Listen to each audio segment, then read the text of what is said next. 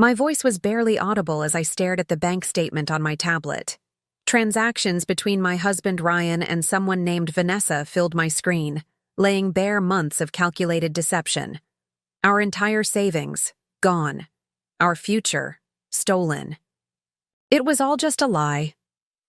My husband didn't answer.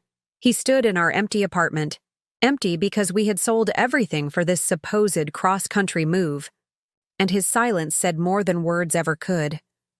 Before we jump back in, tell us where you're tuning in from, and if this story touches you, make sure you're subscribed, because tomorrow I've saved something extra special for you.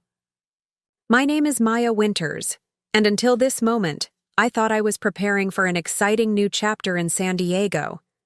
After 10 years building my career as an interior designer in Chicago, I had finally agreed to Ryan's dream of moving to the West Coast. He had come home 6 months ago, bursting with news about a perfect oceanfront property he'd found. A fixer-upper with unlimited potential that would be both our home and a showcase for my design business. "It's the opportunity we've been waiting for," he had said, eyes bright with what I thought was shared excitement. "We can finally leave these brutal winters behind. Imagine waking up to ocean views instead of snowdrifts." I believed him. That's what partners do, right? They trust each other's vision. They support each other's dreams. 8 years of marriage had taught me to recognize the difference between Ryan's passing fancies and his genuine passions. This seemed like the real deal. So I did what any supportive spouse would do. I went all in. I sold my part of the design firm I had co-founded with my college roommate, Olivia. "This is insane," she had said when I told her. "You've spent a decade building this business." But I was resolute. Ryan had supported my career for years. Now it was my turn to support his dream. I liquidated the vintage furniture collection. I had curated piece by piece over a decade. Each item had a story, a provenance I could recite from memory. The mid-century credenza I'd found at an estate sale in Milwaukee. The Eames chair I'd restored myself after finding it abandoned on a curb, all of it converted to cash for our fresh start. I even sold my great-aunt Eleanor's antique silver tea set, the only heirloom I had from my mother's side of the family, because Ryan insisted we needed to travel light and start fresh. The tea set had survived the Great Depression, traveled from England to America, and been passed down through 4 generations of women in my family. I had promised my mother on her deathbed that I would keep it in the family. But Ryan had been so persuasive. "We'll buy something even more meaningful in California," he'd said. "Something that represents our future, not your past." Now I understood why he had pushed so hard for me to liquidate everything. How convenient that he had convinced me to convert it all to cash, deposited in our joint account, just until we settle in California. How strategic that he had suggested we wait to buy property until we were physically there, so we can feel the energy of different neighborhoods. I scrolled through more bank statements, my design training allowing me to see the pattern that had been invisible to me for months.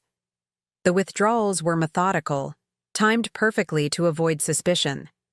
A few thousand here when I was distracted with selling the business. Another withdrawal there when I was emotional about parting with family heirlooms. "How long?" I asked, my voice steadier now as anger began to replace shock. "How long have you been planning this with her?" Ryan shifted, uncomfortably on the bare hardwood floor of our rental apartment. We'd sold our furniture weeks ago in preparation for the move. His eyes darted toward his packed suitcase by the door, the expensive Toomey luggage I'd given him for our anniversary last year. "Maya, he started, running his hand through his perfectly styled hair. Ryan had always been handsome in that effortless way, with his perpetual tan and white teeth. It was what had first attracted me to him at that charity gala 8 years ago. Now his good looks just seemed like another tool in his arsenal of deception. "How long?" I repeated, scrolling through more transactions. Weekend getaways disguised as business trips to finalize our California move. A diamond bracelet purchased the day after I sold my grandmother's piano. A lease agreement for an apartment in Denver, not San Diego, dated 3 months ago. 10 months, he finally admitted. Vanessa and it just happened. We didn't plan it at first, but then things between us got serious, and an opportunity came up in Denver for her firm, and you saw an opportunity too, I finished for him, my voice ice cold. An opportunity to cash out on our marriage, to clean me out completely. I felt sick looking at the evidence. Monthly transfers to an account I'd never seen before. Airline. Tickets for 2 to Denver. The timing was so obvious now. Each transfer happened right after I sold another piece of my life. I did some quick mental math. Nearly $475,000 gone. The proceeds from my share of the business, our Chicago condo, my furniture collection, and various family heirlooms. All converted to cash at Ryan's suggestion. All now vanished. The money's already gone, isn't it? I asked, though I already knew the answer. Ryan had been moving it systematically, probably to accounts I couldn't access. You'll bounce back, Ryan said, reaching for his suitcase. You always do. You're resourceful. Remember that duplex we bought that everyone said was a disaster? You transformed it into the most stylish property in the neighborhood. He spoke as if reminiscing about happy times, as if he hadn't just destroyed our life together. So that's it? You steal my money, my future, and justify it by complimenting my design skills? The absurdity of the situation wasn't lost on me. Ryan shrugged. The divorce papers are being delivered tomorrow. My lawyer says, since everything was joint and you authorized the sales, there's not much you can do. Clean break, fresh start. He used the same phrases he'd used to convince me to sell everything, now repurposed to justify his betrayal. As he walked toward the door, roller suitcase in tow, I felt something shift inside me. He was right about one thing. I was resourceful. I had built a business from nothing once before. I had transformed neglected spaces into works of art, and I was about to show Ryan just how creative I could be when it came to getting justice. As the door clicked shut behind him, I opened my laptop and began to type. Ryan had no idea who he was dealing with. He thought he'd left me with nothing, but he'd overlooked something crucial. My reputation in the design world, my network of high-net-worth clients, and my intricate knowledge of every financial decision. We'd made together over 8 years of marriage. This wasn't over. It was just beginning. Preparing and narrating this story took us a lot of time, so if you are enjoying it, subscribe to our channel. It means a lot to us. Now back to the story. Ryan and I met 8 years ago at a charity gala for Chicago's Museum of Contemporary Art. I was there representing my fledgling design firm, having donated our services to redesign the museum's East Wing Cafe. He was there as a guest of his then employer, a boutique investment firm that specialized in real estate development. I remember the moment perfectly. I was explaining my design concept to a potential client when I felt someone watching me. I turned, and there was Ryan, leaning against a column with a champagne flute in hand, smiling at me with those perfect white teeth. He had this aura of casual confidence that drew people to him, myself included. Your passion for design is captivating, he said when he finally approached me. Most people just see rooms and furniture. You see possibilities. It was the perfect thing to say to me. Not a comment about my appearance or a cheesy pickup line, but an observation about my work that showed he'd been listening. What I didn't realize then was that Ryan had a talent for reading people, for figuring out exactly what they wanted to hear.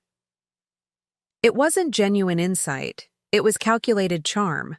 Our courtship was a whirlwind. Dinners at Chicago's finest restaurants, weekend trips to Lake Michigan. He seemed so interested in my career, asking thoughtful questions about my design, philosophy, and business goals. 6 months after we met, he proposed at the very same museum cafe I had redesigned. It felt like fate. The first 2 years of our marriage were blissful. My design business was growing, and Ryan seemed supportive of my success. He had started his own real estate investment consultancy, leveraging his connections from his previous firm. We complemented each other perfectly. I had the creative vision, and he had the financial acumen. Or so I thought. Looking back, I can see that the cracks started forming during our 3rd year together. My business had taken off after a feature in Architectural Digest. Suddenly, I was the one with the bigger income, the one being recognized at industry events. Ryan's consultancy was struggling to gain traction. "It's just taking longer than expected," he'd say whenever I asked about his business. "These things take time to build." I believed him. I supported him emotionally and, increasingly, financially. When he came to me with an idea for flipping a supposedly undervalued property in Lincoln Park, I didn't hesitate to invest $50,000 from my business savings. "It's a guaranteed return," he assured me. "The neighborhood is about to explode." 3 months later, the property was sold at a loss. Ryan had miscalculated the renovation costs, or so he claimed. I later discovered he had diverted some of those funds to cover his business debts. That should have been my first warning sign. Instead, it became a pattern. Ryan would come to me with opportunities that never quite materialized as promised. Each time, I forgave him. Each time, I doubled down on my support. "Marriage is about standing by each other through the rough patches," I told my best friend Olivia when she expressed concern about Ryan's business ventures. "He'd do the same for me." Olivia wasn't convinced. "I don't doubt that he loves you, Maya," she said during one of our coffee dates last year. "But don't you think it's strange that he keeps approaching you for investment in his projects, but never includes you in the decision-making process? You literally transform spaces for a living.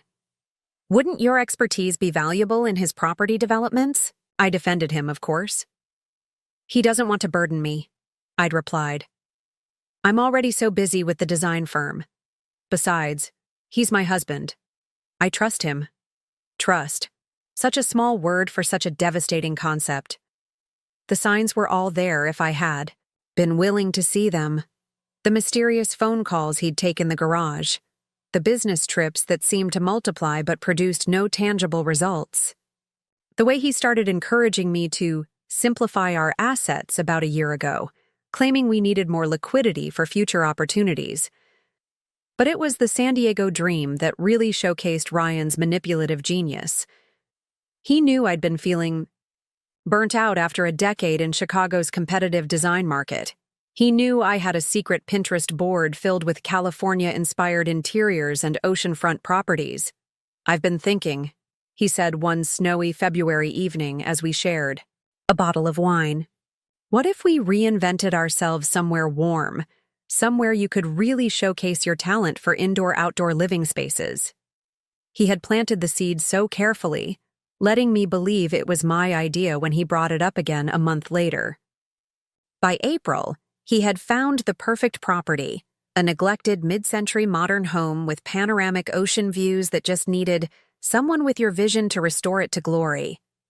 There were always reasons why I couldn't see the property in person, yet. The current owners were still living there. The realtor was only showing it to pre-qualified buyers. The timing never seemed right for a trip to San Diego. "Trust me," Ryan would say. "I know exactly what you want, and this place is it." And I did trust him. I trusted him so completely that I agreed to his suggestion to streamline our lives before the move, to liquidate our assets, to prepare for our California dream. My cousin Elena tried to warn me one last time. She came to help me pack up my design studio 2 months ago and found me tearful over selling my collection of vintage design books. "Maya," she said, sitting beside me on the floor, "are you sure about all this? Selling your business, your things, your connection to Chicago? It seems like Ryan is making all the decisions lately." "We're making them together," I insisted, though even then a tiny part of me recognized the lie in my words. "It's just, change is hard." "Change is hard," Elena agreed. but it shouldn't feel like loss. Not like this. I brushed off her concerns. Ryan and I were partners. He wouldn't steer me wrong. In the weeks that followed, I threw myself into preparing for our new life. I researched the San Diego design market, made connections with local suppliers, and even started sketching ideas for our new home office based on the few photos Ryan had shown me, all while he was systematically draining our accounts. All while he was furnishing a new apartment in Denver with another woman. All while he was using the proceeds from my life's work to build a future that didn't include me. The most painful part wasn't even the money. It was the realization that our entire relationship might have been strategic on his part. Had he approached me at that museum gala because he saw potential in me, not as a partner, but as a resource to exploit? Had he married me knowing that my career would eventually fund his exit strategy? I'll never know for certain when our marriage transformed from a partnership into a long con. But sitting alone in our empty rental apartment, staring at bank statements that told a story of methodical betrayal, I made a promise to myself. This would not be the end of my story. It would be the beginning of a new chapter, one in which Ryan would learn exactly who he had underestimated. My fingers hovered over my laptop keyboard. Where to begin? The first step was information. If Ryan had been planning this for 10 months, there would be a trail. And if there was one thing I knew how to do as a designer, it was how to follow patterns to their source. I opened a new document and titled it Operation Recovery. Then I began to list everything I knew about Ryan's deception, every transaction I could remember, every contact who might have information. It wasn't much, but it was a start. My phone buzzed with a text from Elena. "How's the packing going? Need any help tomorrow?" I stared at the message, tears welling up again. I hadn't told anyone what had happened yet. The humiliation was still too raw, too fresh, but I needed allies, and I needed a place to stay, now that it was clear I wouldn't be making rent next month. "Can I come stay with you for a while?" I texted back. "Something's happened." Her response was immediate. "My door is always open. What's wrong?" I took a deep breath and typed, "Everything. Ryan's gone. The money's gone. There is no San Diego house." 3 dots appeared as she typed. Then, "I'm coming over. Now. Don't move." As I waited for Elena to arrive, I continued my list, memories flooding back of things Ryan had said and done over the past year that now took on new meaning. The way he'd insisted I close my personal credit cards and use our joint ones to maximize points. How he'd encouraged me to clean up my business accounting by consolidating accounts. His sudden interest in handling all our finances, so you can focus on creativity. Each manipulation had served his ultimate goal, to gain control of everything. I had built everything I had earned, everything I was. But he had made one critical mistake. He thought taking my money meant taking my power. What he failed to understand was that my true worth wasn't in my bank account. It was in my skills, my relationships, and my determination. By the time Elena's car pulled up outside, I had dried my tears. The shock was wearing off, replaced by something far more dangerous to Ryan's future plans: absolute resolve. Ryan thought he had won. But this game was just beginning. Elena arrived within 20 minutes, still wearing her hospital scrubs from her nursing shift. One look at my face and the empty apartment told her everything. "Oh, Maya," she whispered, pulling me into a tight hug. I allowed myself to collapse into her embrace for a moment, the last of my composure crumbling. "He took everything," I said, my voice muffled against her shoulder. "Nearly $500,000. Just gone." Elena guided me to the floor, the only place to sit in our now empty living room, and listened as I explained everything. The fake San Diego house, the systematic liquidation of our assets, the other woman, the Denver apartment. "That absolute bastard," she said when I finished. Her normally soft voice had turned hard. "This isn't just immoral, it's illegal. We need to call the police." I shook my head. "It's not that simple." Most of the accounts were joint. I signed off on all the sales. I authorized the transfers into our shared account. The humiliation burned fresh as I explained. Legally, he had access to everything. "There has to be something we can do," Elena insisted, taking out her phone. "My friend Tasha works at a law firm. Let me text her." While Elena reached out to her contact, I returned to my laptop and the list I'd been compiling. There had to be a way to trace where the money had gone. Ryan wasn't just my husband. He had been my business partner in several property investments. We had a paper trail of contracts, tax filings, and shared assets that couldn't simply vanish. "Tasha says you should come in tomorrow morning," Elena reported. "She specializes in family law and financial fraud. Initial consultation is free." I nodded, grateful for the lead, but my mind was already racing ahead. I didn't just need legal advice. I needed information. Specifically, I needed to know where my money had gone and if there was any way to recover it. "Can I stay with you tonight?" I asked Elena.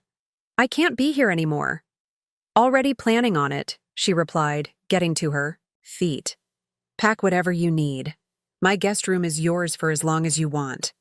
As I gathered my remaining possessions, clothes, personal items, and the few sentimental pieces Ryan hadn't convinced me to sell, I felt a strange sense of clarity emerging through the fog of betrayal.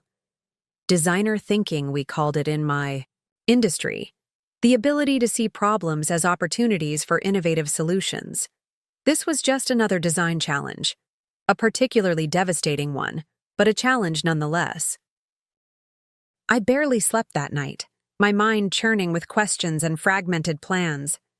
By the time morning came, I had a strategy, or at least the beginnings of one. First, I needed to understand exactly what I was up against. Elena drove me to my appointment with Tasha Robertson, a sharply dressed woman with kind eyes and a no-nonsense demeanor. Her office, fittingly, was minimalist and efficiently designed. "Walk me through exactly what happened," she said after introductions, legal pad at the ready. For the next hour, I laid out the entire situation, providing dates, amounts, and as many details as I could remember. Tasha listened carefully, occasionally asking for clarification but mostly letting me talk. When I finished, she sat back in her chair with a sigh. "I'm going to be straight with you, Maya. This is a complicated situation." "Because the accounts were joint," I said, my heart sinking. "Partly," she agreed. "In a marriage, particularly one where you've intermingled finances to this degree, it can be difficult to prove fraudulent intent. Your husband could claim these were mutual decisions. They weren't. I believe you, but the court might see it differently, especially given that you authorized the sales and transfers." I felt tears threatening again, but pushed them back. "So, there's nothing I can do? He gets away with stealing my life?" Tasha leaned forward. "I didn't say that. There are several avenues we can pursue. First, we file for divorce immediately, citing fraud and financial misconduct. Second, we petition for an emergency asset freeze on any accounts you can identify, joint or otherwise." She made a note on her pad. "The good news is that transfers this large leave trails. Money doesn't just disappear. If he's moved it to accounts in his name or this other woman's name, we can potentially claw some of it back through the divorce settlement." "And if he's spent it?" I asked, voicing my greatest fear. "Then we go after future earnings, property, anything of value." Tasha's expression softened slightly. "I won't lie to you. Recovering everything will be difficult. But making him pay in some form? That's entirely possible." It wasn't the answer I'd hoped for, but it was something. "How much do you charge?" I asked, suddenly remembering my precarious financial situation. "Normally, my retainer is $5,000, she said. "But given your circumstances, I'm willing to defer payment until we recover some assets.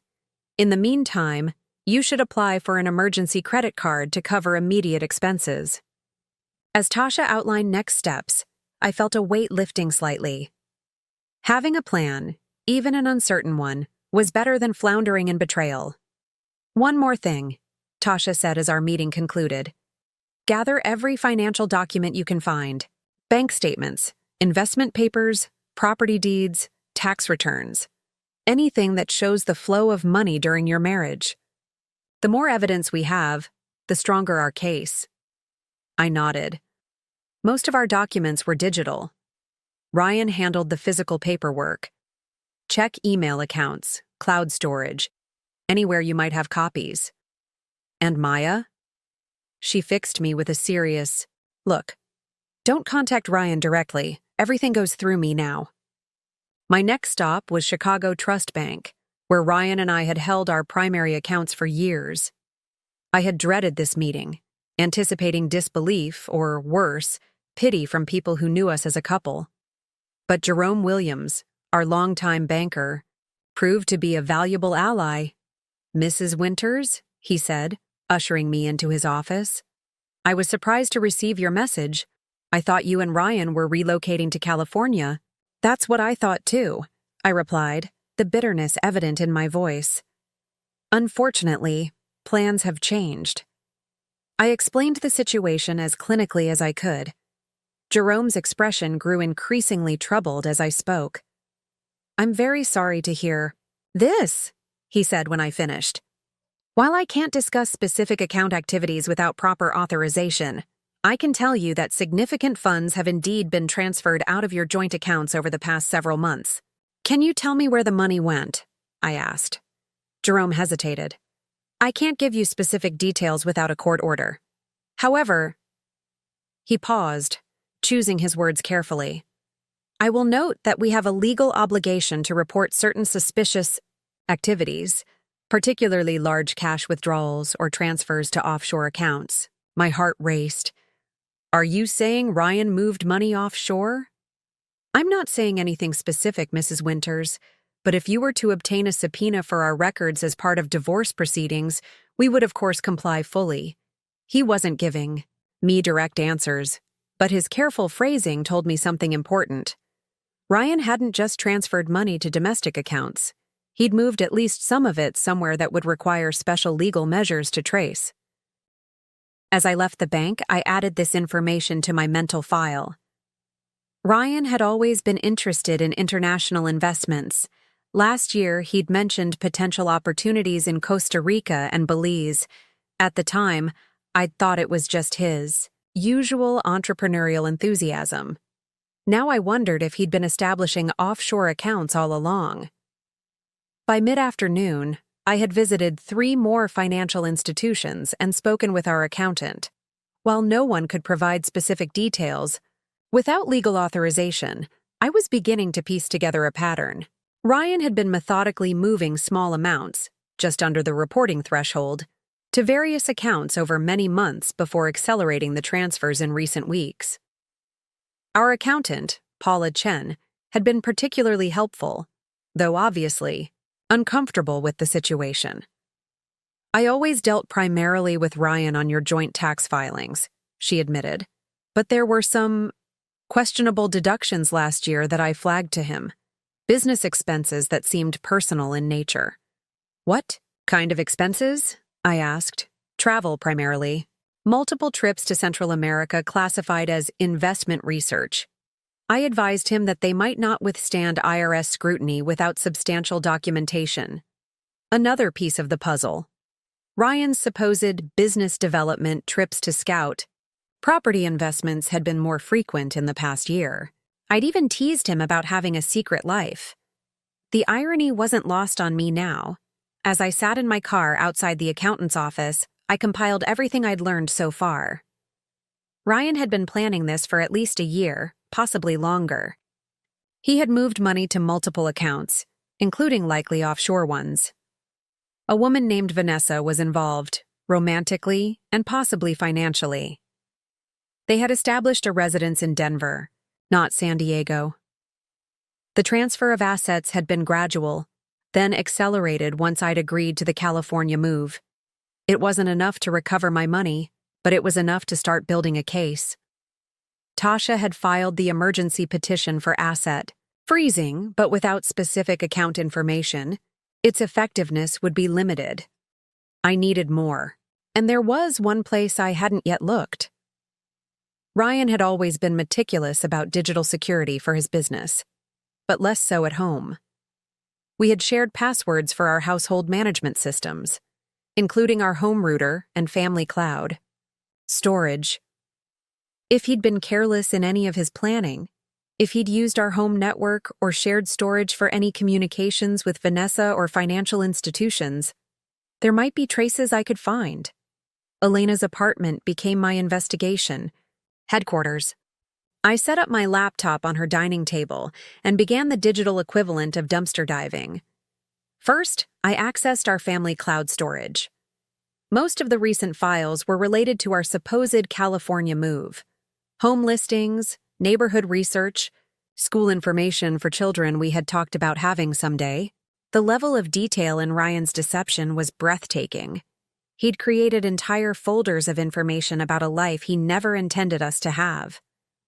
But mixed among these files, I found something unexpected.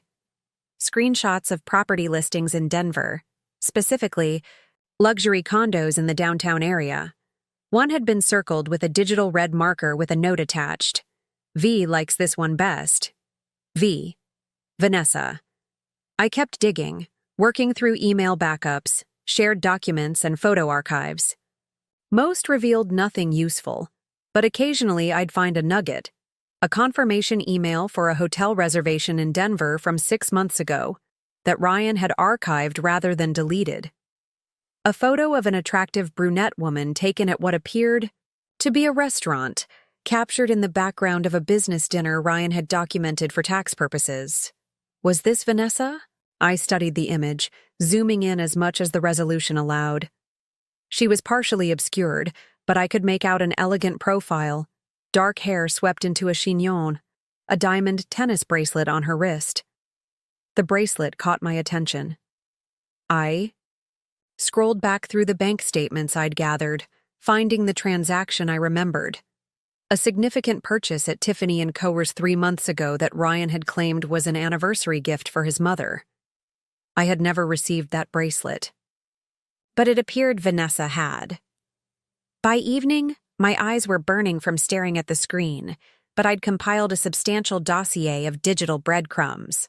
None were smoking guns on their own, but together they formed a compelling picture of premeditation and deception.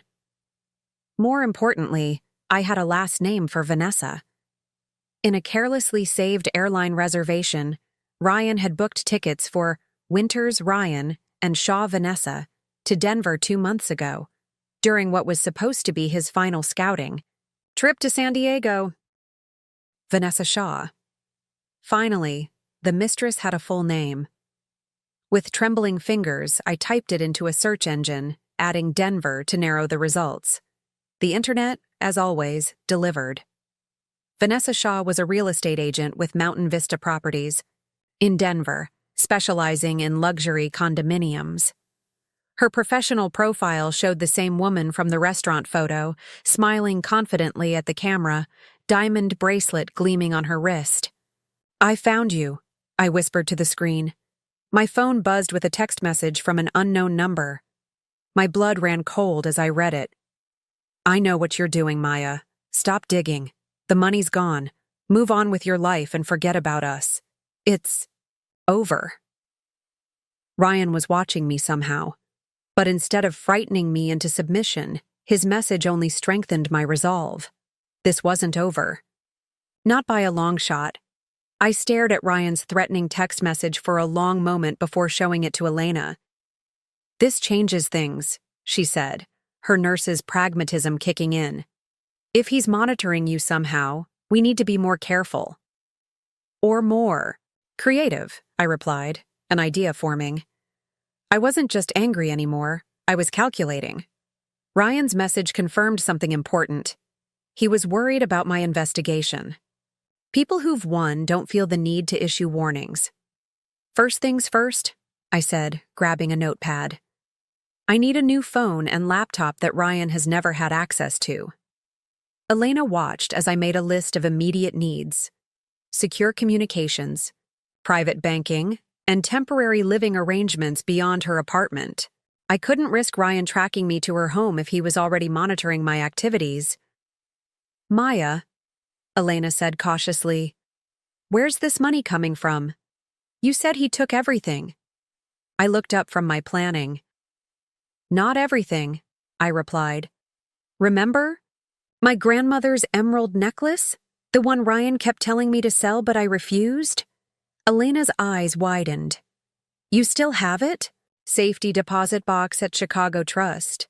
Ryan doesn't know about it. It was my grandmother's box that I maintained separately from our joint finances. I've never even told him about it." I managed a grim smile. "It's not $500,000, but it's enough to fund Operation Takedown Ryan." First thing the next morning, I retrieved the necklace and took it to a jeweler I'd worked with on several design projects. Marcus Goldstein had been in the business for 40 years and could be trusted for a fair valuation. "Beautiful piece," he murmured, examining the emeralds through his loupe. "Colombian stones, excellent clarity, probably 1920s setting." "What can I get for it?" I asked, skipping the pleasantries. Marcus looked up at me, noting my expression. "Is everything all right, Maya?" "Just need some liquidity, Marcus, quickly and discreetly." He nodded, understanding without requiring details. "I can offer you $35,000 cash today, or $42,000 if you'll take a bank transfer and wait 3 days. "Cash," I said without hesitation. "Today." With capital secured, I implemented my security measures. New phone with a prepaid plan, new laptop, purchased with cash. A week's stay at an extended stay hotel booked under Elena's name. I wasn't taking any chances with Ryan's monitoring. My next stop was Olivia's condo in Wicker Park.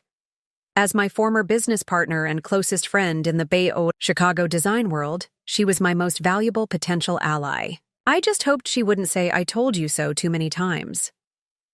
Olivia opened her door with a look of surprised delight that quickly transformed to concern. "Maya, what are you doing here? I thought you'd be in California by now." She studied my face. "What's wrong?" "Everything," I admitted. "Ryan, California, my money." It was all a lie. Over herbal tea in Olivia's minimalist kitchen, I explained the situation. Unlike Elena, who had responded with protective outrage, Olivia listened with analytical calm, only her whitening knuckles around her teacup betraying her anger. "That manipulative bastard," she said when I finished. "I knew something was off about him, but this is beyond what even I imagined." "I need your help, Liv," I said, getting to the point. "You still own our design firm. You have connections throughout the industry, and you know things about Ryan's business dealings that might help me track down where my money went." Olivia set down her cup with precision. "What exactly are you planning, Maya?" "First, justice. Getting back what's rightfully mine. But beyond that?" I hesitated, then decided honesty was necessary. "I want to make him pay for what he's done. Not just financially, but reputation-wise, career-wise. I want to dismantle the life he's building with my money, brick by brick." Instead of looking alarmed by my intensity, Olivia nodded. "Good. He deserves nothing less." She reached for her tablet. "Let's start with what I know." For the next 3 hours, we combed through Olivia's records of our past business dealings. As it turned out, Ryan had approached her privately 6 months ago with a confidential business opportunity in Denver, supposedly to surprise me with a potential expansion of our design firm to a new market. He wanted information about our client list, pricing structures, business model, basically a blueprint of our success, Olivia explained. "I told him that wasn't my information to share without your knowledge." Let me guess. He wasn't happy about that. He played it off, but I could tell he was irritated. Olivia pulled up an email exchange. "Look at this. He specifically asked about our high-net-worth clients in Denver and whether any had vacation properties in Belize or Costa Rica." The offshore connection again. I was beginning to see the full picture of Ryan's scheme. Not just stealing my money, but potentially using my professional contacts for whatever he and Vanessa were planning in Denver. "There's something else," Olivia said, hesitation in her voice. "After you sold your share of the business, Ryan reached out to several of our top clients. Said you were establishing a new venture in California and would be bringing your exclusive design services with you." My stomach dropped. "He was poaching clients? Using my name?" "At least 3 that I know of. Marianne Wilson, the Goldmans, and Robert Chen. These were more than clients. They were people I'd built relationships with over years. Wealthy, connected individuals who trusted me with their homes and their confidences." "Did any of them actually work with him?" I asked, dreading the answer. "The Goldmans invested in something. They mentioned it at the Architectural Digest event last month. Some property development in Denver." Olivia looked pained. "They thought they were supporting your new venture, Maya. The betrayal expanded beyond my personal life into my professional reputation. Ryan hadn't just stolen my money. He was trading on my name, my relationships, my hard-earned credibility. I need to contact them," I said, resolve hardening. "All of them. Is that wise?" "Your lawyer advised against direct confrontation with Ryan." "This isn't about Ryan. It's about protecting my professional reputation and finding out exactly what he promised in my name." I pulled out my new phone. "Can you set up meetings, starting with the Goldmans?" Olivia hesitated. "What exactly are you going to say?" "The truth," I replied simply. "That I've been defrauded, that any investment they made wasn't with me, and that I need their help to track where their money went." While Olivia made calls, I outlined my broader strategy. Ryan and Vanessa's plan seemed to center around Denver, real estate, using both my money and investments from my clients. If I could identify these properties and prove the connection to my stolen assets, I might have leverage for recovery. More importantly, if they were using my professional reputation to lure investors, that crossed into clear fraud territory, something much easier to prosecute than marital asset disputes. By late afternoon, Olivia had arranged a dinner meeting with the Goldmans for that evening. As longtime clients who had trusted me with 3 luxury property renovations, they were understandably concerned by Olivia's cryptic request. "Just tell me what to wear," I said, suddenly aware of my limited wardrobe. Most of my clothes had been sold or packed for the California move. Olivia smiled for the first time that day. "That at least I can solve." She led me to her expansive closet. "We're the same size, remember? Take whatever you need." An hour later, dressed in Olivia's impeccable Saint Laurent blazer and looking more put together than I felt, I prepared my approach for the Goldmans. This wasn't just about gathering information. It was my first strategic move in reclaiming my narrative. The Goldmans' penthouse overlooking Lake Michigan was a space I knew intimately, having redesigned it 3 years ago. Walking in felt like visiting old friends, which made the coming conversation even more difficult. "Maya, darling." Elizabeth Goldman embraced me warmly. "What a wonderful surprise. We thought you'd be in California by now, settling into your new place." I returned her hug, steeling myself. "That's actually why I needed to see you, Elizabeth. There is no California house. There never was."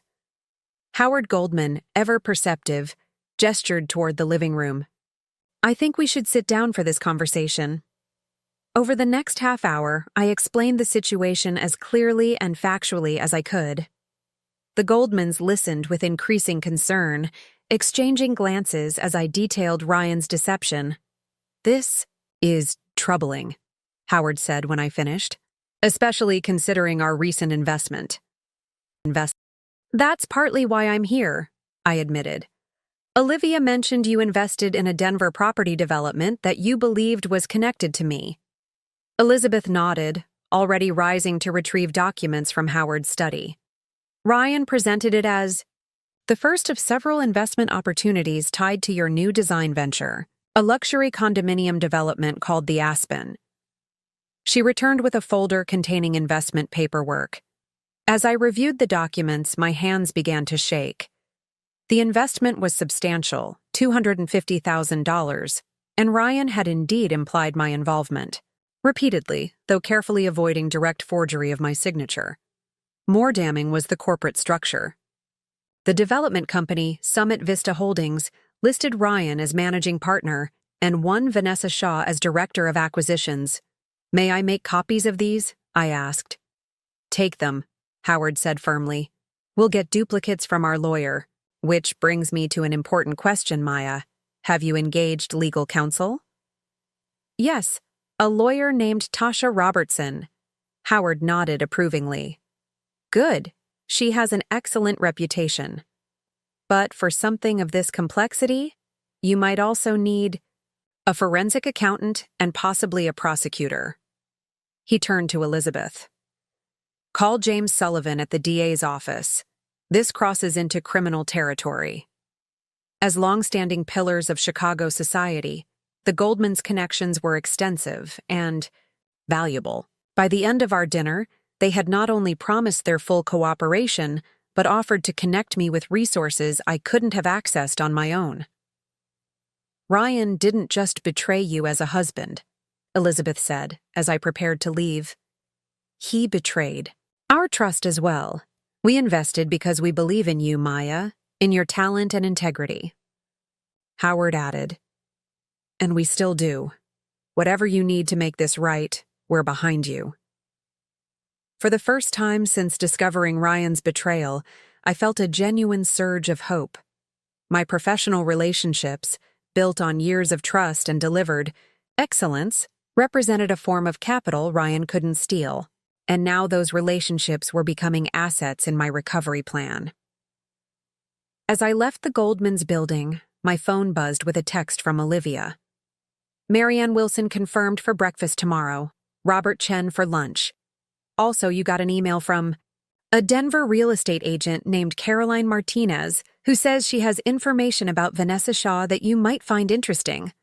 Forwarded it to your new email." I smiled grimly as I hailed a taxi back to my hotel.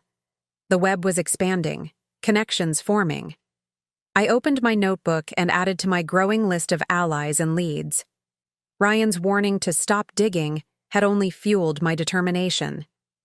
He thought he'd left me with nothing, but he'd overlooked my most valuable assets, my professional reputation and the network I'd built.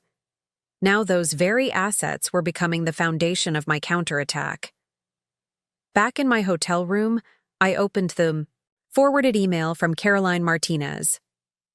"Ms. Winters, you don't know me, but I believe we share a common problem named Vanessa Shaw. If you're investigating her activities in Denver, I have information you'll want to hear. This isn't the first time she's done this. Call me when you're ready to talk." I stared at the message, heart racing. This wasn't just about me and Ryan. There was a larger pattern, possibly more victims. The truth was unfolding faster than I could have anticipated, revealing a conspiracy more calculated than I'd imagined.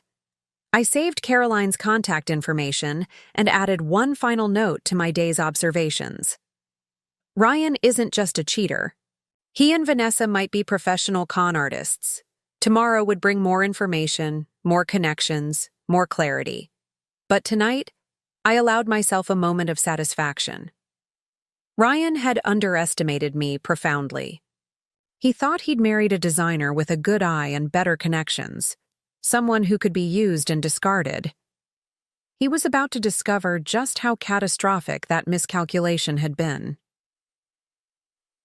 The next morning began with a breakfast meeting with Marianne Wilson, another longtime client whose Hampton summer home I had redesigned 2 years earlier.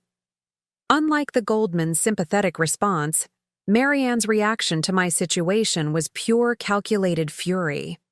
"I invested $175,000 in that Denver project," she said, elegant fingers tapping against her coffee cup. "Ryan assured me you were personally overseeing the interior design aspects."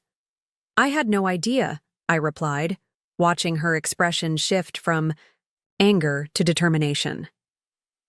Marianne Wilson hadn't built a successful hedge fund by accepting losses. "I'm pulling my investment immediately," she declared, already texting her financial advisor.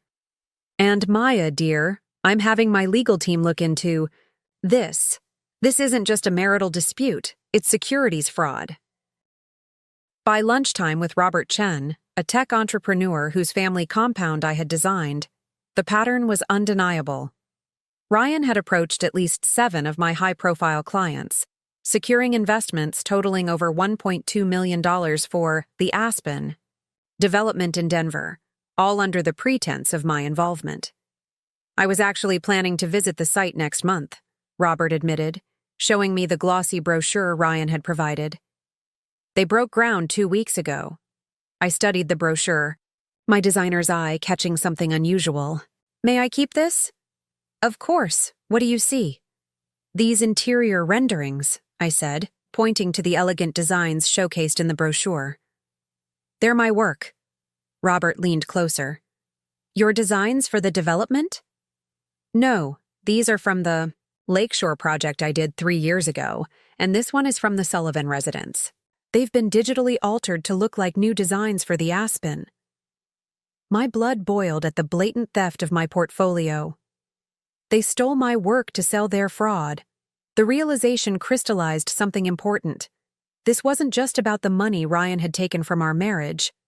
He and Vanessa were building an entire business using my stolen designs, my client relationships, and my professional reputation. Between meetings, I called my lawyer, Tasha, with updates. "This changes everything," she said when I explained what I'd discovered. "We're no longer just talking about divorce and asset recovery. This is criminal fraud, intellectual property theft, and securities violations." "What's our next step?" I asked. "Keep gathering evidence. I'm bringing in a colleague who specializes in financial crimes. And Maya," her voice turned cautious, "be careful. People who commit fraud at this level can be dangerous when cornered." After my client meetings, I returned to my hotel to prepare for my call with Caroline Martinez, the Denver real estate agent who had reached out about Vanessa Shaw. I wanted to be fully focused, with notes prepared. At precisely 4 p.m., I dialed her number. "Ms. Martinez, this is Maya Winters." "Thank you for calling," she replied, her voice professionally warm but with an undercurrent of tension. "I've been following the situation with Summit Vista Holdings and the Aspen development. Your name keeps appearing in investor documents. As the design director." "I have nothing to do with that project," I clarified. "My husband has been fraudulently using my name and work." "That doesn't surprise me," Caroline said with a bitter laugh. "Vanessa Shaw has a history of similar operations. 2 years ago, she was involved in a luxury development in Phoenix that mysteriously lost funding halfway through construction. Before that, a resort project in Santa Fe that never broke ground, despite collecting millions in investor funds." My pulse quickened.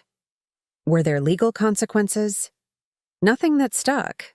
She and her partners, always men with financial backgrounds, structure things carefully. When projects fail, they claim market downturns or unforeseen regulatory issues. Investors get back pennies on the dollar, if anything. And then they move to a new city. I completed the pattern. Exactly. Denver is just her latest target. The real estate community here is tight-knit. When Vanessa arrived with her slick presentation and outside investors, it raised flags for some of us. I scribbled notes frantically. "Do you have documentation of these previous projects? Names of other victims or investors?" "Better than that," Caroline replied. "I have a former colleague who lost his life savings in the Phoenix project. He's been building a case against Vanessa for months. I can connect you." By the end of our call, I had names, dates, and patterns of operation that confirmed my growing suspicion. Ryan hadn't just fallen for another woman, he had fallen in with a practiced con artist. Or maybe he had been one all along. That evening, I met with Tasha and her colleague, Michael Ramirez, a former prosecutor specializing in financial crimes. In his downtown office, with its wall of legal tomes and city views, I laid out everything I'd discovered.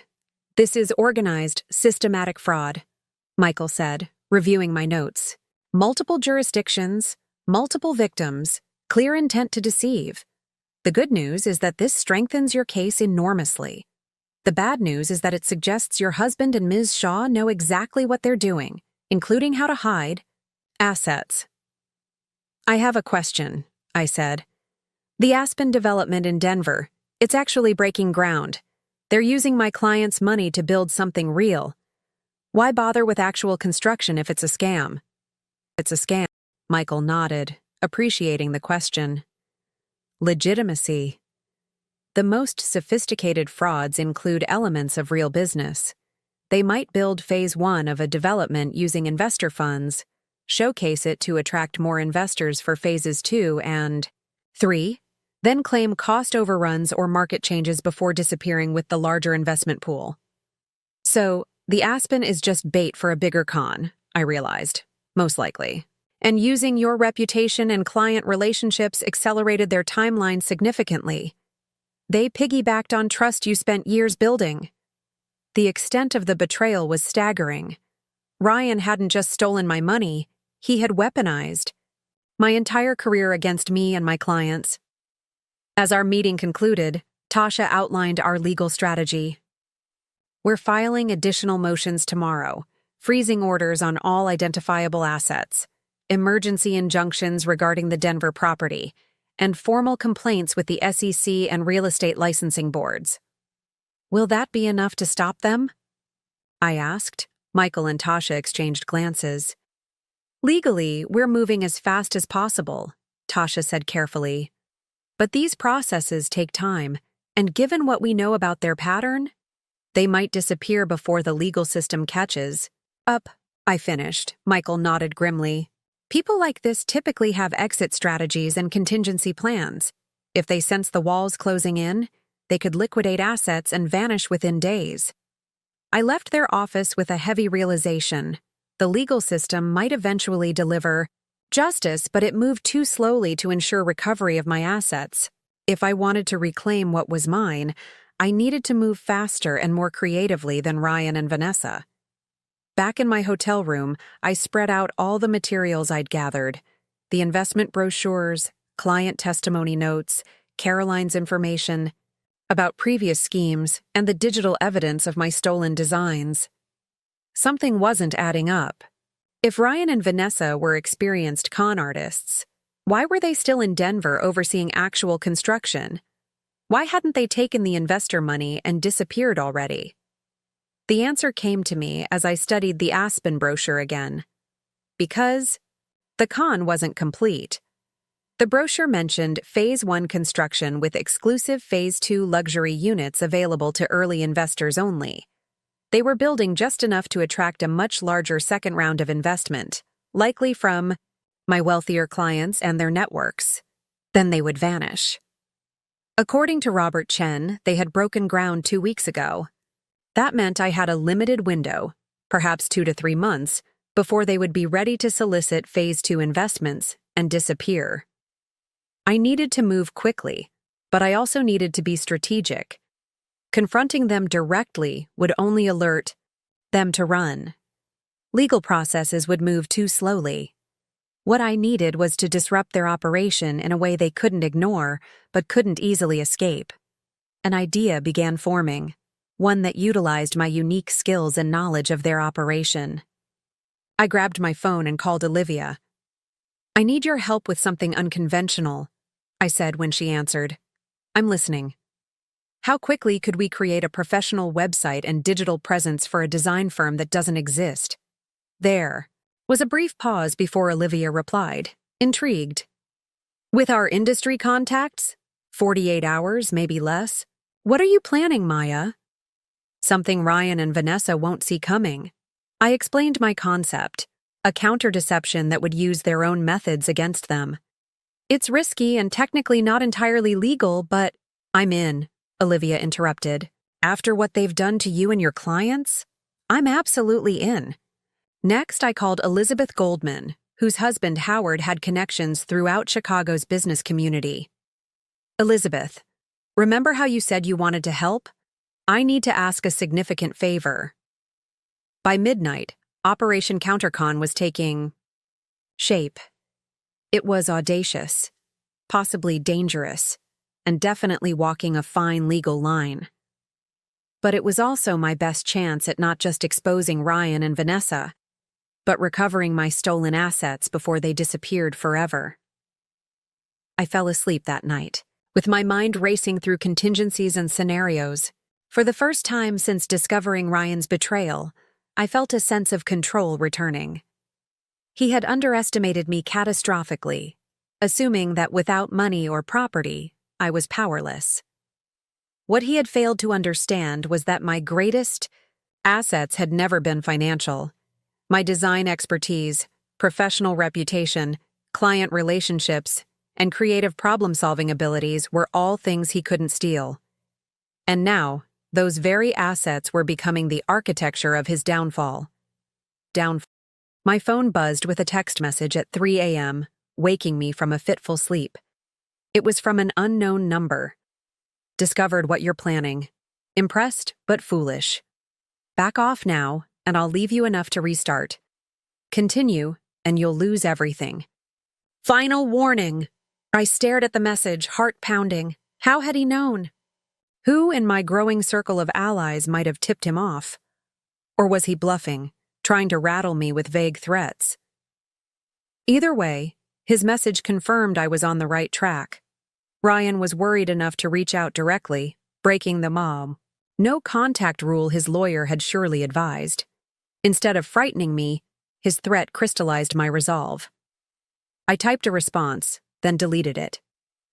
No, I wouldn't give him the satisfaction of a reply. Let him wonder and worry about what was coming.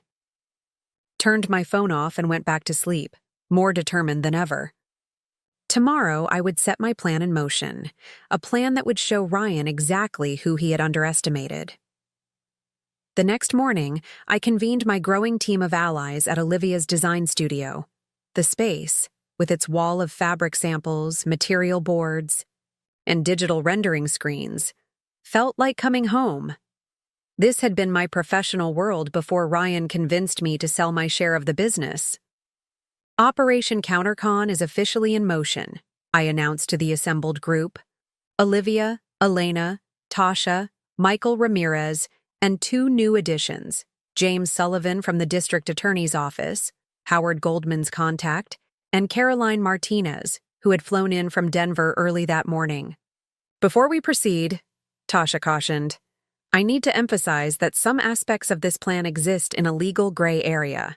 While gathering evidence is legitimate, deception could potentially complicate later legal proceedings. James Sullivan nodded, in agreement. As an officer of the court, I can't endorse certain elements of what you're proposing. That said, he added with a meaningful look, I'll be stepping out for coffee in about 5 minutes, and won't return for approximately 1 hour. Whatever is discussed in my absence is, of course, not subject to my professional obligations. I appreciated his tacit support. Understood. Let's use the next 5 minutes to review what we know legally and admissibly. We quickly recapped the established facts.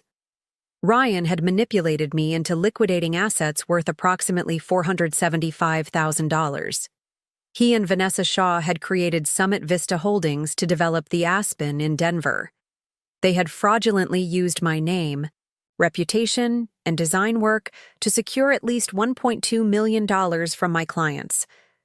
Vanessa had a documented history of similar operations in Phoenix and Santa Fe. All of this is legally actionable, Michael confirmed. The challenge is timing. Traditional legal remedies move slowly, while assets can move overnight. James checked his watch and stood. I believe I'll get that coffee now. Back in an hour. Once the door closed behind him, I turned to the others. Now for the unofficial part of our strategy. Over the next 45 minutes, I outlined my countercon plan in detail. Using Olivia's resources, we would create Meridian Design Group, a fictional high-end commercial design firm with me as the lead consultant. Caroline would use her legitimate real estate credentials to approach Vanessa with a lucrative opportunity, a major hotel chain looking for designers for a new luxury property in Denver, with potential for international expansion. The bait needs to be irresistible, I explained. Something that appeals to their greed but seems legitimate enough to pass their scrutiny. What makes you think they'll bite? Michael asked. They're already running the Aspen scam. Because I know Ryan, I replied. He's always looking for the bigger score, the faster track. And from what Caroline has told us about Vanessa's pattern, she's the same. They won't be able to resist an opportunity that promises quicker, larger returns than waiting for Phase 2 of the Aspen. The most delicate part of the plan involved Howard Goldman. As a respected investor with legitimate business interests in the hotel industry, he had agreed to play a crucial role, posing as a representative of the fictional hotel chain. Our goal isn't just to expose them, I continued. It's to get them to move the money where we can trace it. Right now, we believe most of my funds and the client investments are sitting in offshore accounts or laundered through the Aspen's legitimate construction costs. We need them to consolidate and activate those funds. Caroline nodded in understanding. Create a situation where they need to show proof of liquidity and capability. Exactly. And once they move the money to verifiable accounts, we pounce. Legally, Tasha finished. Freeze the assets, file the charges, complete the trap. Elena, who had been quietly listening, finally spoke up. This is impressive, Maya, but also dangerous. What if they recognize you? They won't, Olivia assured her, revealing the final element of our plan. Maya won't be physically present for any meetings. I've engaged Adrienne Taylor to pose as Maya Winters of Meridian Design. Adrienne was a former client who had worked as an actress before becoming a successful restaurateur. With her design knowledge and performance skills, she could convincingly play the role while keeping me safely removed from direct contact. Meanwhile, I added, I'll be monitoring everything remotely, guiding Adrienne through an earpiece, and ensuring we gather admissible evidence for the legal proceedings that will follow. As we finalized the details, I felt a complex mix of emotions, determination, anxiety, and a strange sense of professional pride. The plan utilized every skill I had developed over my career: design expertise, client management, project coordination, and creative problem-solving. One last thing, Michael cautioned. Based on Ryan's text last night, he suspects something. We need to create misdirection. Make him think he's identified your plan when he's actually seeing a decoy. It was a smart addition. What do you suggest? Let him discover that you're planning to approach his investors directly with evidence of fraud. He'll focus on damage control with them while we execute the real plan. By the time James Sullivan returned from his conveniently long coffee break, we had refined the strategy and established a timeline. 3 days to set up the fictional Meridian Design Group, 2 days for Caroline to make initial contact with Vanessa, and hopefully less than 2 weeks to complete the operation. James raised an eyebrow at our evident progress, but limited his questions to legally defensible elements. I'll ensure we're prepared on the enforcement side when the time comes, he promised. Just make sure whatever evidence you gather is admissible. As our meeting concluded, Olivia pulled me aside. Are you sure about this, Maya? Once we start, there's no going back. I thought about Ryan's text message, his arrogant assumption that he could still dictate terms, offering to leave me enough to restart if I backed off. After everything he'd taken, he still saw himself as having power over my future. I'm sure, I said firmly. He didn't just steal my money, Liv. He stole my work, my reputation, and my dignity. I want it all back. The next 3 days passed in a blur of focused activity. Olivia's team worked around the clock to create Meridian Design Group, complete with a sophisticated website showcasing our high-end commercial projects. Actually, curated images from various legitimate designers, carefully selected to avoid legal issues. Professional profiles of key team members, all fictional except for Maya Winters, founder and creative director, and impressive client testimonials. Caroline returned to Denver, armed with carefully crafted materials about Meridian, and a plausible story about how she had connected with us through industry channels. Her goal was to casually mention to Vanessa that Meridian was seeking local partners for a major hotel project. Meanwhile, I worked with Adrienne on her portrayal of Maya Winters, coaching her on design terminology, my presentation style, and how to discuss the fictional hotel project convincingly. Adrienne was a quick study, absorbing details about space planning, materials, and design processes that would make her performance credible. The key, I explained during one of our practice sessions, is to be knowledgeable but not too detailed. Let them fill in gaps with their assumptions. Real expertise shows in confidence more than in technical jargon. On day 5, we received the news we'd been waiting for. Vanessa had taken the bait. She practically knocked people over trying to, get my attention when I mentioned Meridian, Caroline reported during our secure video call. She's already done background research on the company and thinks she's identified an opportunity. She wants to meet Maya as soon as possible. Did she mention Ryan?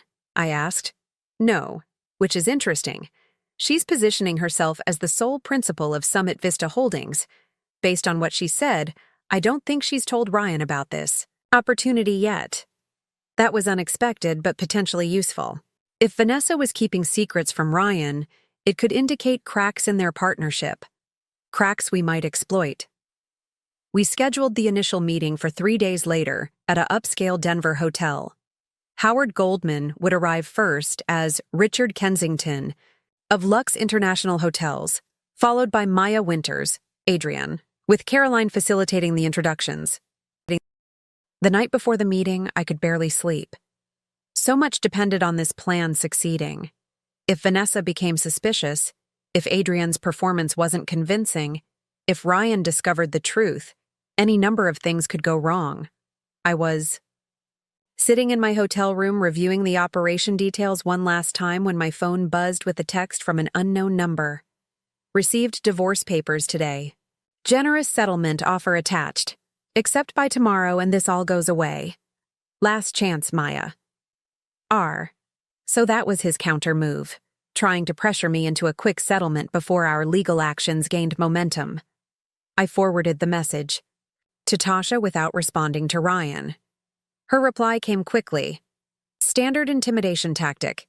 His offer gives you less than 15% of documented joint assets. Don't respond. We proceed as planned. The next morning, our team gathered in a hotel suite 2 floors above the meeting location. We had set up a command center with audio and video feeds from hidden devices Adrienne and Howard would be wearing. Technical support was provided by Robert Chen's security team, a resource I hadn't anticipated when I first began planning my counterattack. Remember, I coached Adrienne via video call as she prepared in her room. You're not playing me as I am now. You're playing who Vanessa thinks I am, the successful designer with no idea her husband has betrayed her. Confident, enthusiastic about the project, but also appropriately cautious about new business partnerships. Adrienne nodded, adjusting her outfit. An elegant but understated ensemble similar to what I would wear to client meetings. Got it. And if she mentions Ryan? Express. Mild surprise that she knows him but don't act suspicious. Say he handles your personal investments but isn't involved in Meridian's business operations. At precisely 11 a.m., our operation began. Through our video feed, I watched Howard, as Richard Kensington, enter the hotel's executive lounge, followed 10 minutes later by Caroline and Vanessa Shaw. Seeing Vanessa in person for the first time sent a jolt through me. She was striking, tall and polished, with sharp features and calculating eyes that constantly scanned her surroundings. She carried herself with the poised confidence of someone accustomed to controlling situations. If I hadn't known what she was, I might have been impressed. Their initial conversation followed our script perfectly. Howard outlined Lux International's interest in a boutique hotel property in Denver's emerging River North Art District, emphasizing their commitment to working with local design talent and developers. "We've engaged Meridian Design for the concept work," he explained smoothly, "but they'll need local partners who understand Denver's unique market and regulatory environment." Vanessa was the picture of professional enthusiasm, highlighting Summit. Vista's projects, most of which were either fictional or grossly exaggerated according to Caroline's research, and her deep connections in Denver's development community. When Adrienne entered as Maya Winters, I held my breath. This was the moment of greatest risk. If Vanessa had ever seen photos of the real me, or if Ryan had shown her my actual design portfolio, the deception would fail immediately. But Vanessa's face showed only eager interest as she shook Adrienne's hand. "Ms. Winters, I've admired your work for years. Your Lakeside Commercial Center in Chicago showed such innovative use of space." I smiled grimly at the monitor. The Lakeside Commercial Center didn't exist. Vanessa was demonstrating a con artist's classic technique of claiming familiarity with fictional accomplishments to establish false rapport. Adrienne played her role perfectly, thanking Vanessa with just the right blend of professional pride and modesty before turning the conversation to the hotel project. For the next hour, the three of them discussed conceptual designs, budget parameters, and timeline expectations. All fictional, all designed to make Vanessa believe she was being considered for a multi-million-dollar opportunity. "Before we proceed further," Howard said, following our script, "Lux International will need to verify the financial stability and project management capabilities of all potential partners. Standard procedure, I'm sure you understand." "Of course," Vanessa replied, smoothly. "Summit Vista is on solid financial footing. We'd be happy to provide whatever documentation you require." "Excellent," Adrienne interjected. "We'll need verification of current project status, liquidity statements, and portfolio validation by Monday. Richard's team moves quickly. They're considering 2 other cities for this development, so timing is crucial." It was the pressure point we'd carefully designed, creating a sense of competition and urgency that would motivate Vanessa to act quickly, potentially making mistakes in her rush to secure the opportunity. As the meeting concluded with promises of follow-up documentation, I felt a surge of cautious optimism. Phase 1 of our countercon had succeeded. Now we would see if Vanessa took the crucial next step, attempting to verify her financial capacity by moving funds into traceable accounts. "Well done, everyone," I said as our team regrouped in the command center. "Now we wait." But we didn't have to wait long. Less than 3 hours later, Caroline called with news. "Vanessa's making moves," she reported excitedly. "She's contacted her bank, she's called an emergency meeting with her development team, and this is the interesting part. She's trying to reach Ryan, but he's not responding." I exchanged glances with Tasha and Michael. "She needs his cooperation to access the offshore funds," Michael suggested. "But he's not playing ball." "Which means?" Elena asked. I smiled for the first time in days. "It means they're not as united as they appeared, and divided con artists are easier to trap. Our countercon was working better than we had anticipated. Now we just needed to capitalize on the emerging rift between Ryan and Vanessa, and wait for them to make the critical mistake that would lead us to my stolen money." The following days unfolded with the tense precision of a high-stakes chess game. Our team maintained careful surveillance on both Vanessa and Ryan, monitoring their increasingly frantic activities through Caroline's real estate connections in Denver and financial alerts set up by Michael Ramirez. Vanessa's made 3 separate attempts to access offshore accounts in Belize, Michael reported during our morning briefing. "Based on the timing and amounts, we believe these contain most of your stolen funds, Maya." "And Ryan?" I asked. That's where it gets interesting. He appears to be blocking her. He's implemented additional security measures on the accounts that require dual authorization. This confirmed our emerging theory. Ryan and Vanessa's partnership was fracturing under pressure. She needed access to their hidden funds to present a strong financial position to our fictional hotel developers. But Ryan was reluctant, either suspicious of the opportunity or simply unwilling to relinquish control. This is the wedge we need, Tasha observed. If they're working against each other, we can exploit that division. I nodded, already formulating the next phase of our plan. Let's add pressure. Howard, can you reach out to Vanessa as Richard? Kensington? Express concern about the delay in providing financial documentation and mention that the other potential partners are moving ahead quickly. Howard agreed, and within hours of his call, we saw results. Vanessa made an urgent flight, reservation to Belize, presumably to deal with the offshore accounts in person. She's panicking, Caroline noted. This hotel deal represents a bigger score than their current operation. She's not willing to lose it, even if it means confronting Ryan. What happened next exceeded our most optimistic projections. Through financial monitoring channels established by the DA's office, we detected significant movement of funds. Approximately $3.2 million transferred from accounts in Belize to a domestic business account registered to Summit Vista Holdings. She's moving almost everything, Michael said, reviewing the alerts. Not just your money, Maya, but funds from previous operations. She's consolidating to show financial strength. Tasha immediately filed our prepared emergency injunctions. By that evening, the Summit Vista Holdings accounts were frozen by court order, and formal fraud investigations had been opened in 3 jurisdictions. We had them, or so we thought. The first complication emerged the following morning when Ryan unexpectedly appeared at Olivia's design studio, catching me completely off guard. "How did you find me?" I demanded, grateful that our operational materials had been moved to Elena's apartment the previous day. Ryan looked haggard, his usually perfect appearance showing signs of strain. "Did you really think I wouldn't have ways to track you?" he asked, his voice lacking its usual confidence. "We need to talk, Maya."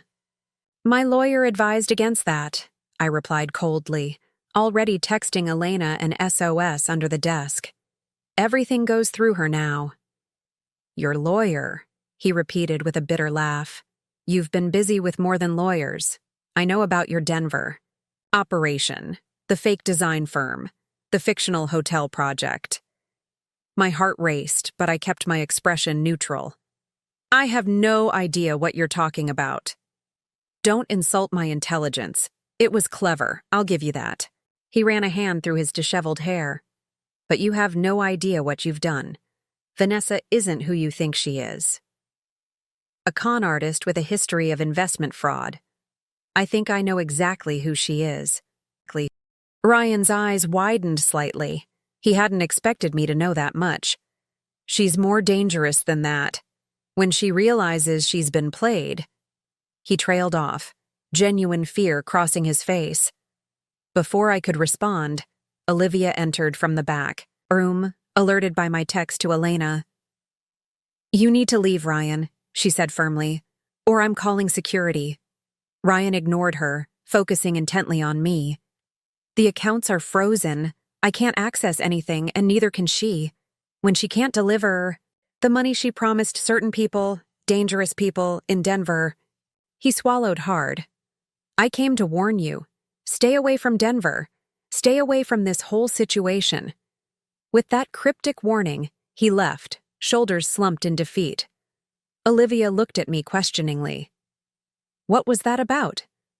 "I'm not sure," I replied, genuinely puzzled. "Either a new manipulation tactic or he's actually scared," Olivia finished. I called an emergency meeting with Tasha and Michael to relay Ryan's warning. Michael took it seriously. "Investment fraud at this level often intersects with other criminal activities," he explained. money laundering, organized crime. It's possible Vanessa has connections we're not aware of. Tasha nodded in agreement. We should alert James Sullivan immediately. If there are potentially dangerous elements involved, we need additional security measures. The second complication arrived that afternoon in the form of a panicked call from Caroline in Denver. Vanessa knows, she said without preamble. She's discovered Meridian Design Group is fake.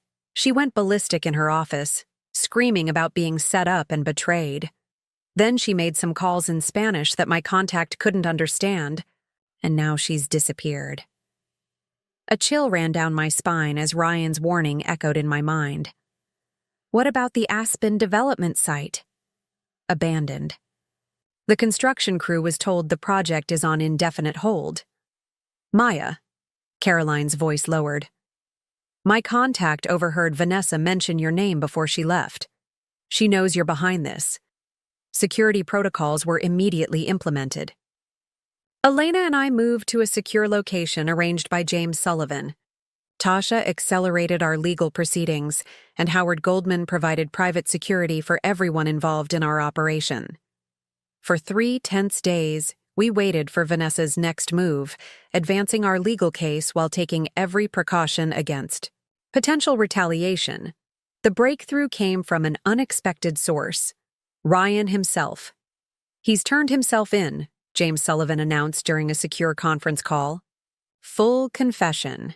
He's providing complete documentation of their operation, including offshore account details, client lists from previous schemes, and, most surprisingly, evidence that Vanessa has connections to a money laundering operation with ties to organized crime. Why would he do that? Elena asked. Plea deal, partially, James explained. But also self-preservation. He claims Vanessa threatened him when their accounts were frozen. He believes she holds him responsible for the collapse of their operation. This new information changed everything.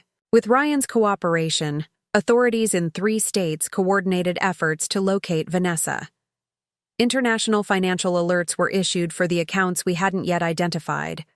The legal process that might have taken months was now accelerating rapidly.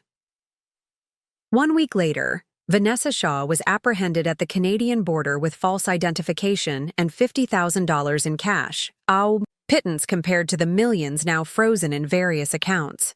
The aftermath unfolded with a systematic precision that brought both justice and recovery.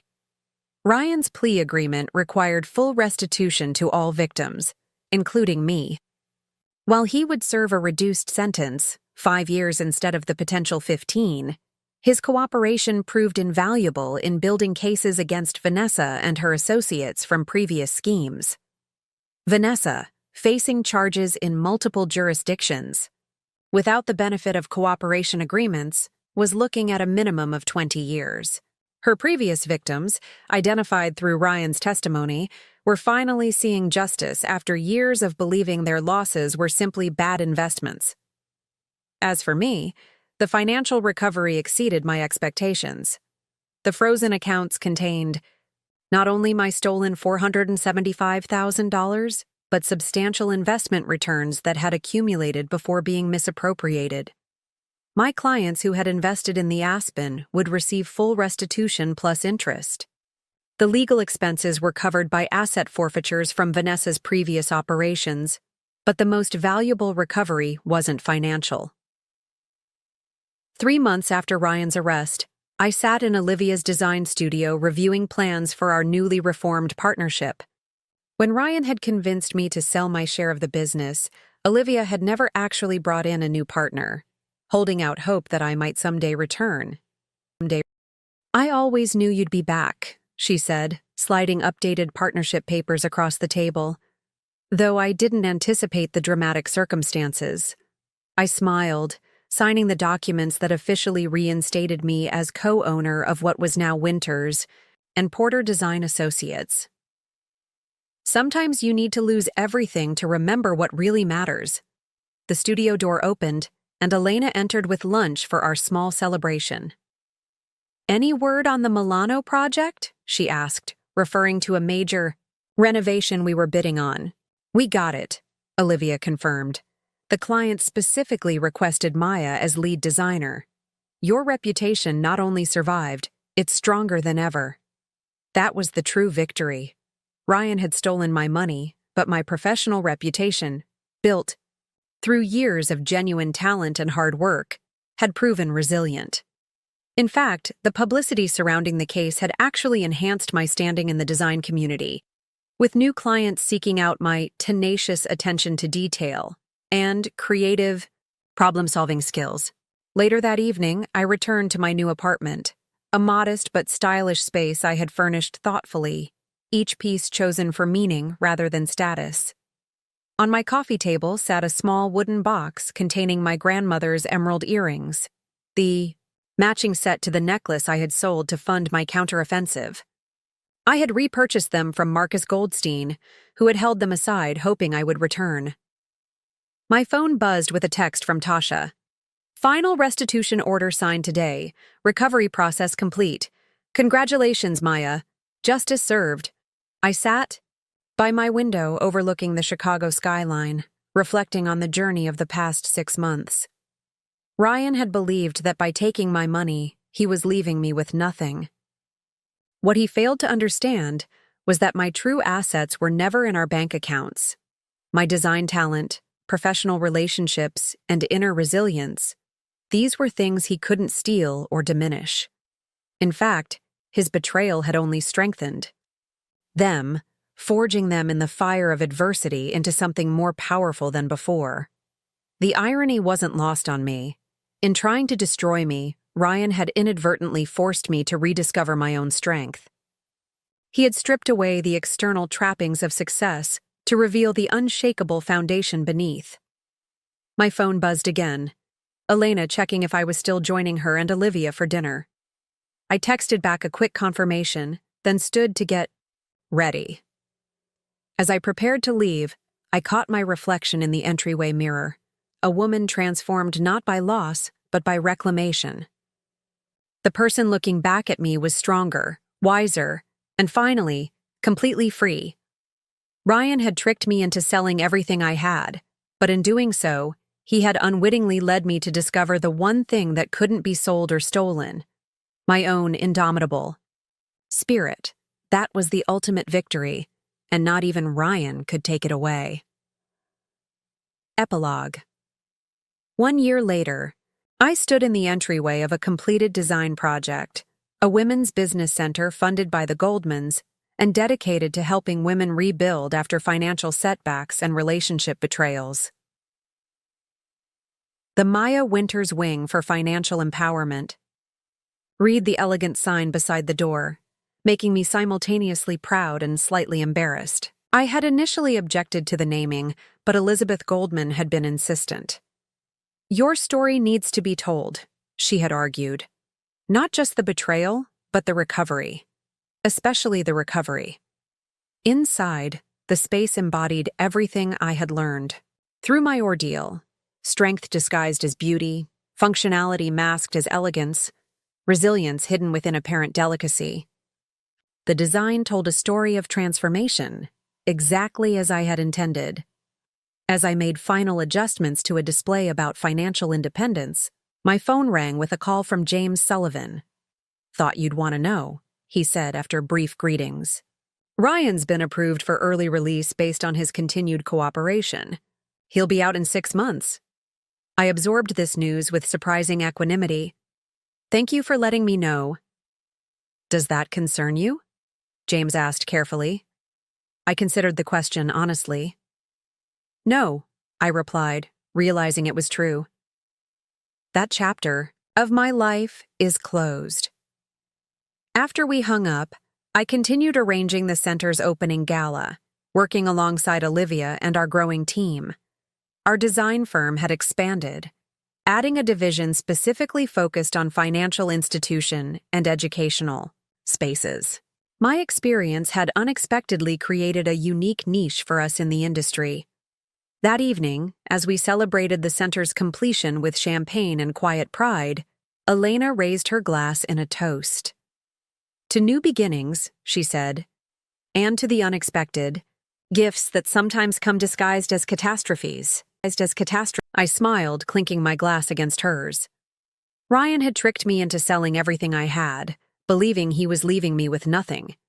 Instead, he had inadvertently cleared the way for me to build something far more valuable.